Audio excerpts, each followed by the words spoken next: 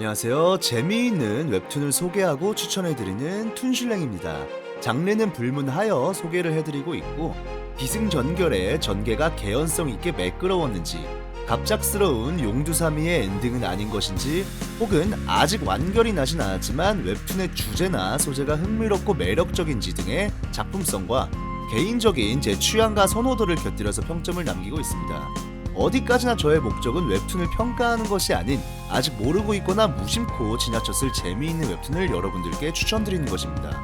제가 뭐 되는 것도 아니고 그냥 해당 웹툰을 다른 누군가에게 추천하였을 때 몇 점 정도라고 말할 수 있을까? 라고 생각했을 때에 지극히 주관적인 제 평점을 남기고 있으니 재미로만 참고하셔서 봐주시길 바랍니다. 자, 오늘 소개해드릴 웹툰은 소나귀입니다. 웹툰 소나귀는 공포 스릴러물입니다. 총 53화로 구성된 비교적 짧다고 볼 수 있는 완결 웹툰입니다. 이러한 공포 스릴러물 중에 태반이 기괴하고 자극적이기만 하고 스토리가 별 볼 일 없거나 처음에는 흥미진진하지만 갈수록 전개를 어떻게 풀어나갈지 갈피를 못 잡고 용두사미 엔딩이 되기 십상입니다. 하지만 웹툰 소나귀는 스토리를 풀어나감에 있어 군더더기가 없고 가면 갈수록 작품에 더 몰입이 되면서 끝까지 재밌게 봤던 웹툰입니다. 오히려 저는 처음에 뭐지 이건? 하면서 읽다가 나중에는 수요일 11시부터 기다리다가 업데이트되면 바로 미리 보기 회차를 결제해서 읽게 되었을 정도였습니다. 직장인 연쇄살인 사건의 6번째 희생자 시신이 발견되었다는 뉴스로 웹툰은 시작합니다. 이 웹툰의 주인공은 연소진입니다.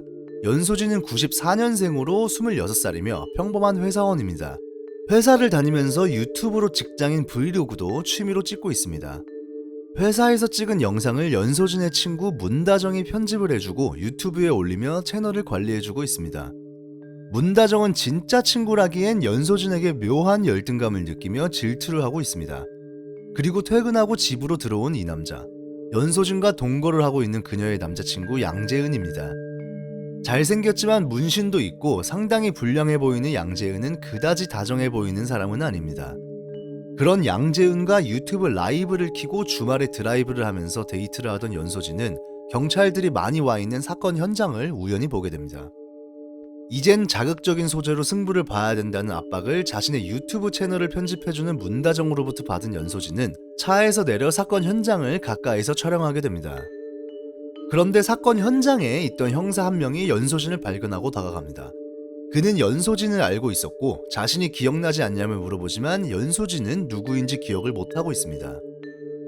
이때 지켜보던 양재은이 차에서 내려 모른다잖아 라면서 공격적으로 나오자 연소진은 그를 말리면서 자리를 떠납니다.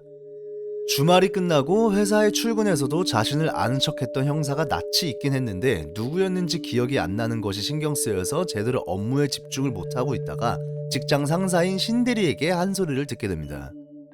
그것 때문에 싱숭생숭했는지 퇴근 후 집으로 곧장 가지 않고 공원의 정자에서 유튜브 라이브를 켜놓고 회사 생활에 대한 푸념을 하고 있던 와중 웬 길강아지가 연소진 앞에 나타납니다. 연소진은 동물 알러지가 있기 때문에 강아지를 멀리 보냅니다. 어딘가로 사라졌던 강아지가 이번엔 누군가의 잘린 손을 물고 다시 나타났습니다.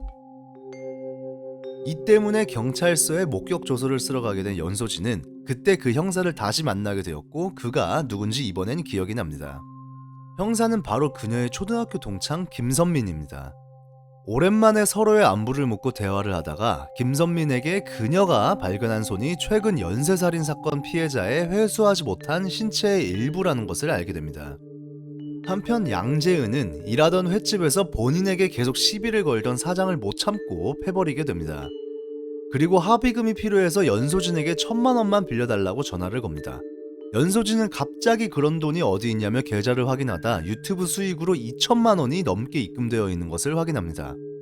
유튜브 라이브 때 시체의 손을 발견했던 것이 반응이 좋자 문다정이 허락도 없이 자극적으로 편집을 해서 영상을 올렸고 그 때문에 구독자와 조회수가 갑자기 많아져서 수익금으로 돈이 입금되었던 것입니다. 영상에서는 회사 사람들의 얼굴이나 신상이 다 나오도록 업로드했고 연소진을 사이코패스로 자극적으로 묘사해놔서 연소진의 입장이 난처하게 됐지만 문다정은 본인의 일이 아니기에 신경조차 쓰지 않습니다. 갑자기 30만 구독자가 되어버린 연소진은 특별 흉가 체험 콘텐츠로 이제는 폐가가 되어버린 자신이 자랐던 보육원을 방문했습니다. 보육원 안을 탐방하던 와중 거기에서 또 잘린 손을 목격하게 됩니다. 그 손의 주인은 바로 회사에서 연소진에게 자주 몰아 했었던 직장 상사 신대리였습니다. 연소진이 신대리에게 직접적으로 해를 가한 것은 없지만 그녀의 유튜브에 영향을 받아 신대리가 살해당한 것이라는 여론 때문에 많은 악플 세력은 물론 직장에서까지 권고사직을 당하게 됩니다. 하지만 아직 지지해주는 구독자들도 꽤 많이 있고 직장에서 잘려서 돈을 벌어야 하기 때문에 연소진은 유튜브 라이브를 혼자 키고 방송을 하려던 와중 연락 두절이었던 양재은이 갑자기 나타나서 그녀를 차에 태웁니다. 자신이 일하던 곳에 사장을 팬 것 때문에 그냥 잠수를 탄 줄 알았는데 갑자기 나타나서는 연소진이 유튜브 활동을 하면서 많이 위험해진 상태라고 말하죠. 연소진은 그게 무슨 소리냐며 묻던 와중 둘이 타고 있던 차를 웬 정신병자들이 단체로 습격을 하게 됩니다. 양재은이 난투 끝에 정신병자들을 겨우 따돌리고 정신을 잃은 연소진을 데리고 집으로 피신합니다. 양재은은 깨어난 연소진에게 치료를 받으며 아까 정신병자들이 연소진을 아는 것 같던데 누구냐고 묻습니다. 연소진은 자신의 기억이 뒤죽박죽이라 뭐가 뭔지 잘 모르겠다고 말합니다. 양재은은 한때 이 동네를 장악했던 도깨비파에서 깡패짓이나 하던 자신을 챙겨줬던 연소진을 무슨 일이 벌어지든 반드시 지킬 것을 다짐하며 꼭 해결해야 될 일이 있다면서 집을 나서려던 와중 무서운 표정으로 문 앞에서 대기하던 형사 김선민을 마주하게 됩니다. 자, 연쇄살인의 진범은 누구이며 도대체 연소진이 기억 안 나는 어렸을 적에는 무슨 일이 있었길래 그녀 주위에 계속 이상한 일들이 생기는 걸까요? 처음엔 그냥 그저 그런 한심한 노답 인생 양아치인 줄 알았는데 레알 건달 출신의 자기 여자를 위해서라면 목숨까지 거는 로맨티스트 끝판왕 양재은, 내면의 폭력성을 감추고 연소진에게 접근한 수수께끼의 형사 김선민, 그리고 주인공인 연소진부터가 제일 사이코 같아 보이는 정상이라고는 한 명도 없어 보이는 웹툰 소나귀. 다음 내용이 궁금하신 분들은 네이버 웹툰에서 소나귀를 검색해서 보시면 됩니다. 웹툰 소나귀는 특유의 으스스한 분위기와 스토리에 잘 어울리는 특색 있는 그림체이기에 공포 스릴러물을 좋아하시는 분들께는 적극 추천드립니다. 스토리도 처음에는 정신병자들만 나오길래 도대체 무슨 내용인가 했는데 기승전결과 개연성이 꽤나 탄탄한 작품입니다. 긴장감 있는 줄거리 속에 적절히 섞여있는 웃음 포인트들도 재밌었고 마지막 화까지 어떻게 결말이 날지 궁금하게 만드는 연출도 흥미로웠어서 스릴러물이 주는 특유의 공포감과 어두운 분위기가 싫지만 않다면 누구나 재밌게 즐길 수 있을 것 같아 툰슐랭은 웹툰 소나기에게 평점 4.5점을 줬습니다.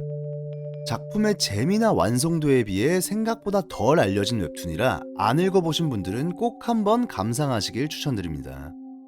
제 감상평이나 웹툰에 대한 평점은 지극히 제 주관적인 것이기 때문에 공감이 안 가시는 분들도 당연히 있으실 겁니다. 하지만 저는 재밌게 읽을 만한 웹툰을 추천드리는 것이 목적이기 때문에 저의 생각에 공감을 안 하셔도 되지만 제가 추천한 웹툰을 한 번쯤 읽어보시길 바라면서 오늘의 영상 마치겠습니다. 앞으로도 더 재밌고 다양한 웹툰을 소개해드릴 수 있게 노력해서 여러분들께 즐거움을 주는 툰슐랭이 되도록 할 테니 구독과 좋아요, 알림 설정해주시고 다양한 웹툰 추천 받아가시길 바랍니다. 감사합니다.